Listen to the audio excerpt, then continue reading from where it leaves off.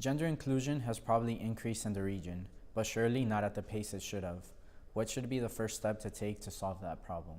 I think the first step to take is to understand that the rules of the world of work has been written when women were not part of the world of work. So we need to adjust that to have the presence of women, and also to adjust to the digital economy. Now internet allows women to work from anywhere, allows them also to engage in different work models per project on demand, part-time basis. Distant works is becoming more and more common. So what we need to think is to adjust obsolete models of the workspace to the digital economy, and this will drive inclusion and will allow women to remain in the workforce. The number of women on Latin American boards of directors is very small. What is the strategy to place women on boards? Is lack of relevant experience the main obstacle?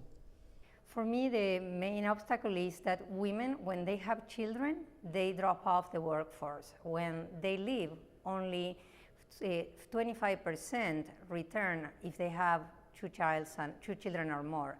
So one of the most important things is to develop strategies to keep them working so they don't abandon their careers, and provide training in leadership and also network support to help women to understand and believe that as they have the highest educational attainment today, they deserve to be there, and they can be there, and there is a room for them on the table, and they have the opportunity to be there. But I think that peer support is also very important.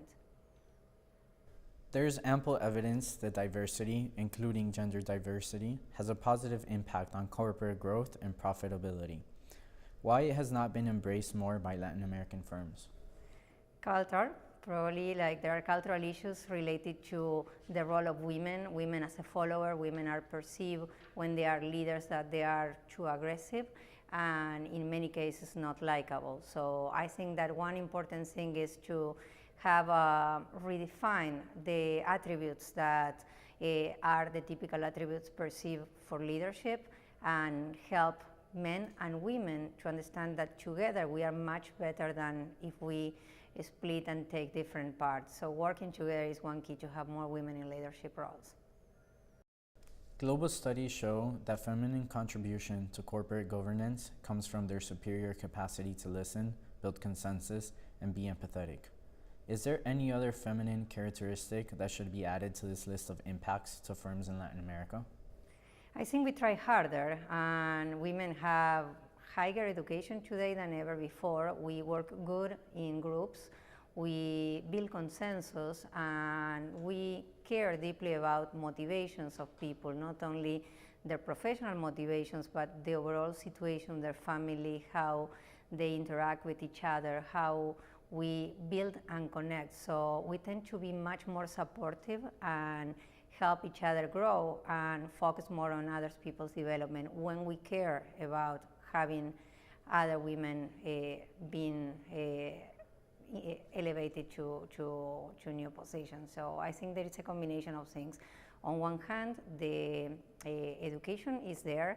On the other hand, the nurturing capacity that women have, and also the broader view. We tend to see things in a circle instead of linear.